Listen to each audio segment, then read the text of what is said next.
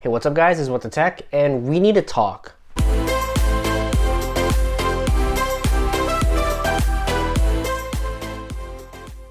So this is going to be about Apple's confusing MacBook lineup and its overall laptop line. So on the surface, if you just look at their website, their offerings are a little confusing. And if your average consumer were to look at it, go to apple.com and check out MacBooks, they could honestly walk away being more confused than when they came there originally, especially if they came there just to do research. Because you have varying price points giving varying things that don't quite match up with what you expect. So today in this video, we're going to be checking out Apple's MacBook Air, and they're talking about its awkward slot in the whole laptop lineup. Okay, so before we jump into the bad, let's acknowledge something good for once, and that's about, well, the MacBook Air update.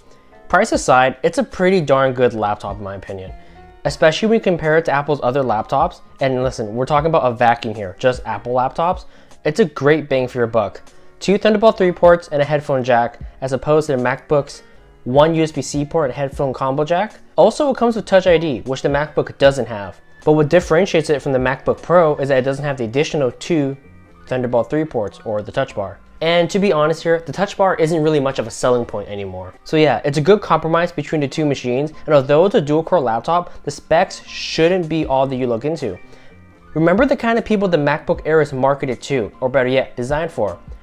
They wouldn't really necessarily need a quad-core setup. If you need a more powerful machine in the Apple ecosystem, you'd just get a MacBook Pro, or maybe an iMac. If this is just going to be a streaming, web surfing, occasional email, and a Microsoft Word machine, this will probably never stutter on you.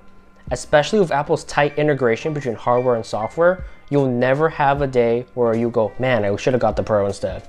Alright, so it's good that we just set up the MacBook Air and MacBook Pro because we're about to bash the MacBook now. That's this one. Why do you exist? Nobody likes you. Even when the MacBook first came out, most of the tech community couldn't really figure out just who this was designed for or who to recommend it to. And with the context of today, I can now absolutely definitively say I can't recommend this to anyone. First, if we just look at pricing, the Air is actually cheaper by $100 American at $1,199 versus $1,299, or basically $1,200 versus $1,300. So for $100 more, you get one less USB-C port that isn't even Thunderbolt 3, a fanless mobile processor, and a chassis that is honestly prone to thermal throttling, a smaller display, no form of biometric login, aka Touch ID, and also to top it all off, less battery life.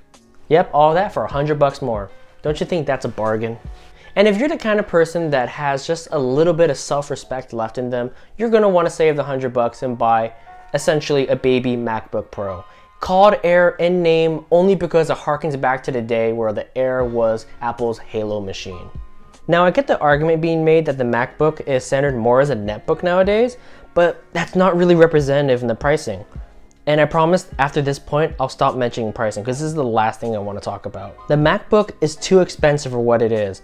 If it isn't going to be thrown away or discontinued, the MacBook needs to be reduced in pricing. I'm thinking maybe $800 or $900. Knowing Apple, will probably be $900. Not only does the $900 price point make it more competitive in the segment, we have to factor in that macOS is a value of itself. People are willing to pay for it. I know people who want to pay extra just to have a Mac product. And with the current pricing of the MacBook Pro and the MacBook Air right behind it by shy of $100 or so, the MacBook regular, no name, it could be their new entry device that the Air used to be not too long ago.